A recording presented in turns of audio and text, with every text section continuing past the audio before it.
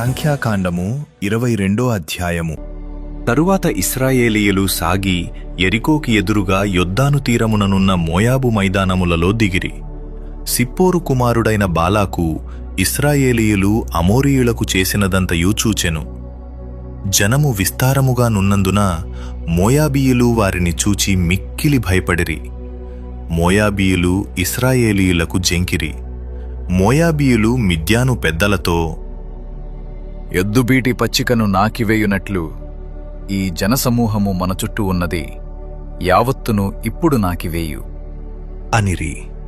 ఆ కాలమందు సిప్పోరు కుమారుడైన బాలాకు మోయాబీయులకు రాజు కాబట్టి అతడు బెయోరు కుమారుడైన బిలామును పిలుచుటకు అతని జనుల దేశమందలి నదియొద్దనున్న పెతోరుకు దూతల చేత ఈ వర్తమానము పంపెను. చిత్తగించుము, ఒక జనము ఐగుప్తులో నుండి వచ్చెను. ఇదిగో వారు భూతలమును కప్పి నా ఎదుట దిగియున్నారు. కాబట్టి నీవు దయచేసి వచ్చి నా నిమిత్తము ఈ జనమును శపించుము. వారు నాకంటే బలవంతులు, వారిని హతము చేయుటకు నేను బలమొందుదునేమో. అప్పుడు నేను ఈ దేశములో నుండి వారిని తోలివేయుదును. ఏలయనగా నీవు దీవించువాడు దీవింపబడుననియు, శపించువాడు శపించబడుననియు నేనెరుగుదును. కాబట్టి మోయాబు పెద్దలును మిద్యాను పెద్దలును సోదెసొమ్మును చేతపట్టుకొని బిలాము నొద్దకు వచ్చి బాలాకు మాటలను అతనితో చెప్పగా అతడు వారితో, ఈ రాత్రి ఇక్కడనే ఉండుడి. యెహోవా నాకు సెలవిచ్చిన మాటలను నేను తిరిగి వచ్చి మీతో చెప్పెదను అనెను. అప్పుడు మోయాబు అధికారులు బిలాము నొద్ద బస చేసిరి. దేవుడు బిలాము నొద్దకు వచ్చి, నీ యొద్దనున్న ఈ మనుష్యులు ఎవరు అని అడుగగా బిలాము దేవునితో ఇట్లనెను, సిప్పోరు కుమారుడైన బాలాకను మోయాబు రాజు చిత్తగించుము. ఒక జనము ఐగుప్తు నుండి బయలుదేరి వచ్చెను. వారు భూతలమును కప్పుచున్నారు. నీవు ఇప్పుడే వచ్చి నా నిమిత్తము వారిని శపింపుము. నేను వారితో యుద్ధము చేసి వారిని తోలివేయుదునేమో అని వీరిచేత నాకు వర్తమానము పంపెను. అందుకు దేవుడు, నీవు వారితో వెళ్ళకూడదు, ఆ ప్రజలను శపింపకూడదు, వారు ఆశీర్వదింపబడినవారు అని బిలాముతో చెప్పెను. కాబట్టి బిలాము ఉదయమున లేచి బాలాకు అధికారులతో, మీరు మీ స్వదేశమునకు వెళ్ళుడి, మీతో కూడా వచ్చుటకు యెహోవా నాకు సెలవియ్యనని చెప్పుచున్నాడు అనగా, మోయాబు అధికారులు లేచి బాలాకు నొద్దకు వెళ్ళి, బిలాము మాతో కూడా రానొల్లడాయను అనిరి. అయినను బాలాకు వారి కంటె బహు ఘనత వహించిన మరి ఎక్కువ మంది అధికారులను మరల పంపెను. వారు బిలాము నొద్దకు వచ్చి అతనితో, నీవు దయచేసి నా యొద్దకు వచ్చుటకు ఏమియూ అడ్డము చెప్పకుము, నేను నీకు బహు ఘనత కలుగజేసెదెను.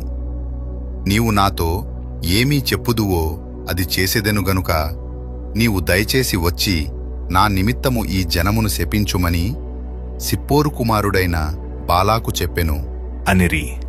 అందుకు బిలాము, బాలాకు తన ఇంటెడు వెండి బంగారములను నాకిచ్చినను, కొద్ది పనినైనను గొప్ప పనినైనను చేయునట్లు నేను నా దేవుడైన యెహోవా నోటి మాట మీరలేను. కాబట్టి మీరు దయచేసి ఈ రాత్రి ఇక్కడ నుండుడి. యెహోవా నాతో నికనేమి చెప్పునో నేను తెలుసుకొందును అని బాలాకు సేవకులకు ఉత్తరమిచ్చెను. ఆ రాత్రి దేవుడు బిలాము నొద్దకు వచ్చి, ఆ మనుష్యులు నిన్ను పిలువ వచ్చిన ఎడల నీవు లేచి వారితో వెళ్ళుము. అయితే నేను నీతో చెప్పిన మాట చొప్పుననే నీవు చెయ్యవలెను అని అతనికి సెలవిచ్చెను. ఉదయమున బిలాము లేచి తన గాడిదకు గంత కట్టి మోయాబు అధికారులతో కూడా వెళ్ళెను. అతడు వెళ్ళుచుండగా దేవుని కోపము రగులుకునెను. యెహోవా దూత అతనికి విరోధి అయి త్రోవలో నిలిచెను. అతడు తన గాడిదనెక్కి పోవుచుండగా అతని పనివారు ఇద్దరూ అతనితో కూడా నుండిరి. యెహోవా దూత ఖడ్గము దూసి చేత పట్టుకొని త్రోవలో నిలిచియుండుట ఆ గాడిద చూచెను. గనుక అది త్రోవను విడిచి పొలములోనికి పోయెను. బిలాము గాడిదను దారికి మలుపవలేనని దాని కొట్టగా యెహోవా దూత ఇరుప్రక్కలను గోడలుగల ద్రాక్షతోటల సందులో నిలిచెను. గాడిద యెహోవా దూతను చూచి గోడమీద పడి బిలాము కాలును గోడకు అదిమెను. గనుక అతడు దాని మరల కొట్టెను. యెహోవా దూత ముందు వెళ్ళుచు కుడికైనను ఎడమకైనను తిరుగుటకు దారిలేని ఇరుకుచోటను నిలువగా గాడిద యెహోవా దూతను చూచి బిలాముతో కూడా క్రింద కూలబడెను. గనుక బిలాము కోపము మండి తన చేతికర్రతో గాడిదను కొట్టెను. అప్పుడు యెహోవా ఆ గాడిదకు వాక్కునిచ్చెను గనుక అది, నీవు నన్ను ముమ్మారు కొట్టితివే, నేను నిన్నేమి చేసితిని అని బిలాముతో అనగా, బిలాము, నీవు నా మీద తిరగబడితివి.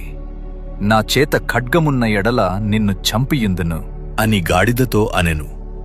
అందుకు గాడిద, నేను నీదాననైనది మొదలుకొని నేటి వరకు నీవు ఎక్కుచూ వచ్చిన నీ గాడిదను కానా? నేనెప్పుడైనా నీకిట్లు చేయుట కద్దా అని బిలాముతో అనగా అతడు లేదు అనెను. అంతలో యెహోవా బిలాము కన్నులు తెరిచెను గనుక దూసిన ఖడ్గము చేత పట్టుకొని త్రోవలో నిలిచియున్న యెహోవా దూతను అతడు చూచి తలవంచి సాష్టాంగ నమస్కారము చేయగా, యెహోవా దూత, ఈ ముమ్మారు నీ గాడిదను నీవేల కొట్టితివి. ఇదిగో నా ఎదుట నీ నడత విపరీతమైనది గనుక నేను నీకు విరోధినై బయలుదేరి వచ్చి తిని.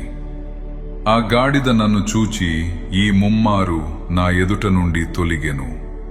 అది నా ఎదుట నుండి తొలగని ఎడల నిశ్చయముగా నేనప్పుడే నిన్ను చంపి దాని ప్రాణమును రక్షించియుందును అని అతనితో చెప్పెను. అందుకు బిలాము, నేను పాపము చేస్తిని. నీవు నాకు ఎదురుగా త్రోవలో నిల్చుట నాకు తెలిసినది కాదు.